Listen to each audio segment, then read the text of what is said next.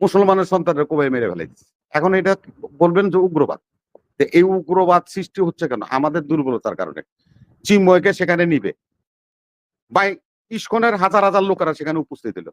আমাদের মুসলমানরা কই ছিল? সর্ষের তেল দিয়া নাকে বাজারে বাজারে ঘুরছে আর ঘরের মধ্যে ঘুমিয়ে আছে। নাইলে এই কয়টা এই ইস্কনের সদস্য এই চট্টগ্রাম এই আদালত দখল করতে পারে? কত বড় স্পর্ধা দেখেন। আদালত ডিভিশন দিয়ে দিল। বলে যে উনি একজন প্রভু, উনি আলাদা খায়, সবার সাথে খায় না। ওনার জন্য একটা পাচক দিতে হবে। পাচক এলাও করে দিল সরকার। তারপরে এসে কি হলো? আমার আইনজীবীরা কোবায় মেরে ফেলাইলেন। হাজার হাজার গাড়ি ভাঙলেন, সন্ত্রাস করলেন। এই উনিকে ডিভিশন পাওয়ার যোগ্য হলো নিজামী সাহেব, মাওলানা মুজাহিদ সাহেব, মাওলানা দেলোয়ার হোসেন সাইদি। ওনারা সকলের সংসদ সদস্য ছিল। আপনারা সংসদ সদস্য এবং মন্ত্রী হলে ওত করতে হয়। কি ওত করেছেন? এই সংবিধানকে সংরক্ষণ এবং তত্ত্বাবধান করব, এই কথা বলে ওনারা ওত করেছেন। তাহলে এই হুজুররা কি ফতোয়া দিবে ওনাদের বিরুদ্ধে? সবকিছু শুধু নিজেদের মতো করে বললে হবে না। কোরআন হাদিসের ইসলামের লাইফ পুরাটাই হলো আপনার আমরা মদিনা সনদে রাষ্ট্র চালাবো হাসিনা বলছে। সে মোদি সনদে এই 15 বছর আমাদের রাষ্ট্র চালাই গেল। আমরা কিছু করতে পারছি? পারিনি তো। হাজার হাজার আলেম আমাদের সাথে কারাগারে ছিল। এই মামুনুল হক বলেন, এই আপনার কারি ইব্রাহিম সাহেব বলেন, জোবায়ের সাহেব বলেন, আমরা একসাথে ছিলাম, জেল খাটছি। আমরা দেখছি তো, জানি তো। অতএব আমাদের মাওলানা সাহেবরা যে সমস্ত কথা কোরআনের কথা বলতেছে, আমরা এগুলি কায়েম করতে পারছি, কেউ পারছি। মদিনার সনদ বাস্তবায়ন আমাদের দেশে হয়েছে, আমাদের রাষ্ট্রে হয়েছে। দেখেন একটা ছোট্ট কথা বলি আপনার, শুধু আপনার ইসলামের কথাটা ছিল জামাত ইসলামের সংবিধানে, যার কারণে জামাতের নিবন্ধন বাতিল করে দিয়েছে ওই কাফেররা। পারে নাই তো জামাত তার বিরুদ্ধে, জামাতকে বহিষ্কার করে দিয়েছে। আমরা কি পারছি কোনো আন্দোলন করতে? এই ছেলেবেলারা আন্দোলন করে রক্ত দিয়া আমাগরে মুক্তি দিছে আহেলি জাহেলি এই যে যোগ চলছিল সেই যোগ থেকে। আমাদের শুকরিয়া আদায় করার দরকার। আমাদের সামনে এগিয়ে যাওয়ার জন্য ঐক্যবদ্ধ হওয়া উচিত। এ সমস্ত ফেতনা এগুলি করে নিজেদের মধ্যে বিভাজন সৃষ্টি করে লাভ নাই। কেউ আলিয়া স্টাইলে চলবো, কেউ এই আপনার কওমি স্টাইলে চলবো, কেউ অন্য স্টাইলে চলবো। এই যে অবস্থাটা, এগুলি সব কিছু এক জায়গায় নিয়ে আসেন। আমরা সাধারণ মুসলমান কতটুকু জানি? কিছুই জানি না। একটা সাধারণ মানুষ আমরা। আমরা চাই ইসলামের ঐক্য। আগে আপনারা ঐক্যবদ্ধ হন, তারপরে দেখবেন দেশে ইসলাম প্রতিষ্ঠা হয়ে যাবে। আপনারা নিজেরাই তো ঐক্যবদ্ধ হতে পারছেন না। আপনারা যদি এই কোরআন থেকে, হাদিস থেকে, আমার মার পেট থেকে জন্মের পর থেকে আমি শুনতেছি, এখনো শুনি। কিন্তু আমরা কি সে জায়গায় পৌঁছতে পারছি? কেউই পৌঁছতে পারিনি। বিভাজন আর বিভাজন, এই বিভাজন থেকে বেরিয়ে আসতে, তা না হলে কোনো অবস্থাতে এই সনদ বাস্তবায়ন করতে পারবেন না। যে কেউ আইসা মদিনা সনদের রাষ্ট্র চালাবো, মোদি সনদের রাষ্ট্র চালিয়ে যাবে। এগুলির ফাঁক ফোকর আমাদের মুসলমানদের জন্য পাচ্ছে। আমরা নিজেরা ঐক্যবদ্ধ হতে পারছি না। আমাদের নিজেদের মধ্যে বিভাজন আছে বলেই আজকে এই চরম সর্বনাশগুলি হচ্ছে। সেহেতু আমাদেরকে এই কে কি এগুলি না ধারণায় লা ইলাহা ইল্লাল্লাহু মুহাম্মাদুর রাসূলুল্লাহ, এই কালেমা যখন আমি পাঠ করছি, মুসলমান হিসেবে ঈমান এনেছি, আমার মুসলমানদের অনুশাসন যেগুলি সেগুলি আমার মানা উচিত এবং মেনেই আমাকে রাষ্ট্রে চলতে হবে।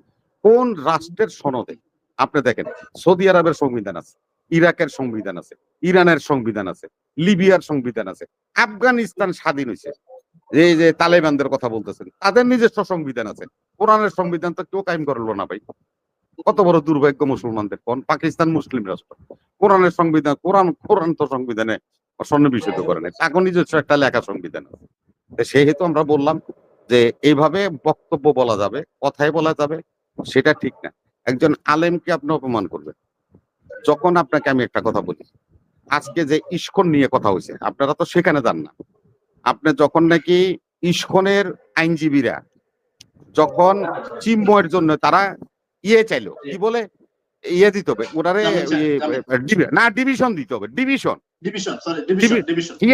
ডিভিশন দিতে হবে। কত বড় স্পর্ধা দেখেন। আদালত ডিভিশন দিয়ে দিল। বলে যে উনি একজন প্রভু, উনি আলাদা খায়, সবার সাথে খায় না। ওনার জন্য একটা পাচক দিতে হবে। পাচক এলাও করে দিল সরকার। তারপরে এসে কি হলো? আমার আইনজীবীরা কোবায় মেরে ফেলাইলেন। হাজার হাজার গাড়ি ভাঙলেন, সন্ত্রাস করলেন। এই উনিকে ডিভিশন পাওয়ার যোগ্য লোক মামুনুল হক যখন পায়ের বেরি লইয়া ডান্ডা বেরি নিয়ে হাতে একটা লাঠি নিয়ে যখন আদালতে আসতো আর যাইতো, তাকে কি ডিভিশন দিছিল? মাওলানা জোবায়ের সাহেব ওনার একটা পাও আপনার ক্ষতিগ্রস্ত, ওনার লোক উনি কি ডিভিশন পাইছিল? কারি ইব্রাহিম সাহেব কি ডিভিশন পাইছিল? মাওলানা এজারুল সাহেব কি ডিভিশন পাইছিল? সেখানে প্রশ্ন করেন না কেন? ও কি চিহ্ন? ও হলো একজন আপনার বলৎকারকারী, শিশু বলৎকারকারী। আমি যে কথাটা ইমাম সাহেব প্রথমেই বলছি যে নৈতিক স্থলন জনিত কারণে কারো কোনো পারমিশন লাগবে না, আপনার বহিষ্কার করা যাবে। তো নৈতিক স্থলন কারণে যিনি নাকি তার মঠ থেকে বহিষ্কৃত হয়েছে, সেই লোকের জন্য আমরা হাজারি করতেছি, তার জন্য আমরা মিছিল করতেছি। একজন মুসলমানের সন্তানের কোবাই মেরে ফেলাইছে। এখন এটা বলবেন যে উগ্রবাদ। এই উগ্রবাদ সৃষ্টি হচ্ছে কেন? আমাদের দুর্বলতার কারণে। চিন্ময়কে সেখানে নিবে বা ইস্কনের হাজার হাজার লোকেরা সেখানে উপস্থিত হলো। আমাদের মুসলমানরা কই ছিল? সর্ষের তেল দিয়া নাকে বাজারে বাজারে ঘুরছে আর ঘরের মধ্যে ঘুমিয়ে আছে। নাইলে এই কয়টা এই ইস্কনের সদস্য এই চট্টগ্রাম এই আদালত দখল করতে পারে? যদি আমাদের মুসলমানরা সচেতন হইতো। আমরা কি সচেতন হইছি? ওয়াজ কইরা লাঠি দিয়ে পিটিয়ে কি সচেতন করতে পারবো আমরা? পারতেছি না তো।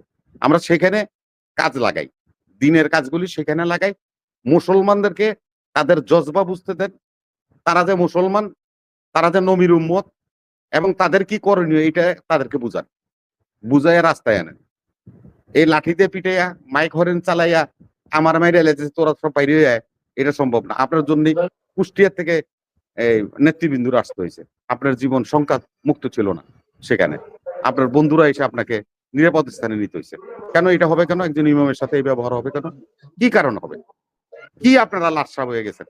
গ্রামের মধ্যে একজন ইমামকে আপনারা ভিন্ন জায়গার একজন লোকরে আপনার এলাকায় আপনি যা ইচ্ছা তা করবেন? এটা কি হয়? ওই এলাকার ওনারা একটা সমাধান দিয়েছেন আজকে প্রাইমারি স্টেজে। আমাদের ইমাম সাহেবকে ওনারা নিরাপত্তায় রেখেছেন এবং কমিটি ভেঙে দেওয়া হয়েছে, নতুন একটা কমিটি করবেন ওই অঞ্চলের মুসল্লিরা, ওই মসজিদের মুসল্লিরা। আমরা আশা রাখি যে সংঘাত সৃষ্টি হয়েছে, এই সংঘাতমুখী ব্যবস্থার সাথে আমরা সম্পৃক্ত যেন না হই। দেশে আজকে যে চলমান রাজনৈতিক পরিস্থিতি অত্যন্ত নাজুক পরিস্থিতিতে চলছে রাষ্ট্র, সেহেতু আপনাদের সকলকে আমরা ধৈর্য ধরতে বলবো, আহ্বান করবো একজন ইমাম অর্থকী। আমি সমাজে দেখছি দুইজন লোকরে খুব সালাম দেয় মানুষ, মিস করেন।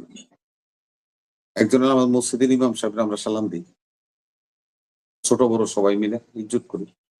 আরেকজন হলো আমাকে প্রাইমারি স্কুলের হেড স্যার, যে স্যারের কাছে আমরা লেখাপড়া করি, লেখাপড়া না করলেও আমরা ওনাদের সকলেই সর্বস্তরের সমাজের মানুষ সালাম দিই।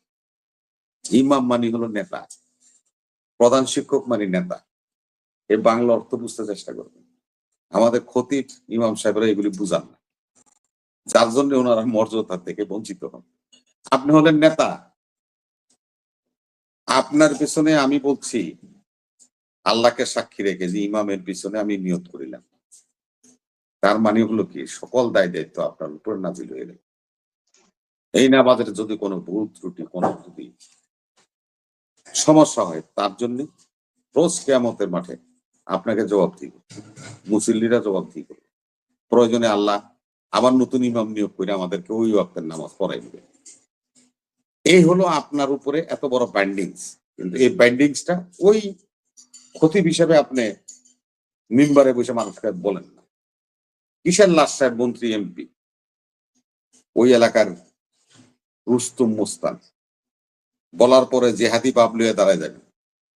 ছাত্র জনতারা জেহাদি ভাব নিয়ে যখন রাস্তায় দাঁড়ায় গিয়েছে, রক্ত দিয়েছে, হাত গেছে, পাও গেছে, চোখ গেছে, পিছে হটায়নি তো।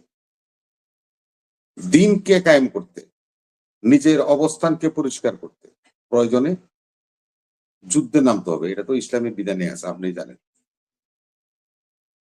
সেহেতু আমি মনে করি ওই অঞ্চলের জনগণ যারা এই মুসল্লি, আমি সবার প্রতি শ্রদ্ধা রাখি, সবার প্রতি আমি সম্মান রাখি, যারা ওয়াকফ করেছেন এই মসজিদ, শত শত মানুষকে পৃথিবীর ধ্বংস পর্যন্ত এই মসজিদ কায়েম থাকবে, এখানে মানুষ নামাজ পড়বে, আপনাদের দানকে আমরা কেউ অস্বীকার করি না।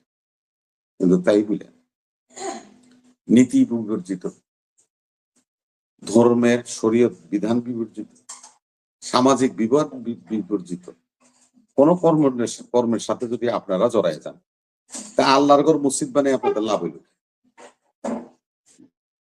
ওই যে আমি একটা গান শুনি, ওই যে কয় ওইটা, ওই যে কি জানি গান, মাতাল রাজ্জাক, কবি মাতাল রাজ্জাক, তো মসজিদ করে আল্লাহ থাকে না, তাহলে তো ওই গানের লোকে মিলে গেল। কারণ এই ধরনের মসজিদ যারা নাকি দান করতে নিজেদের নাম কামানোর জন্য, ফুটানি কামানোর জন্য, তো ওই মসজিদে নামাজ পড়লে তো নামাজ হবে না।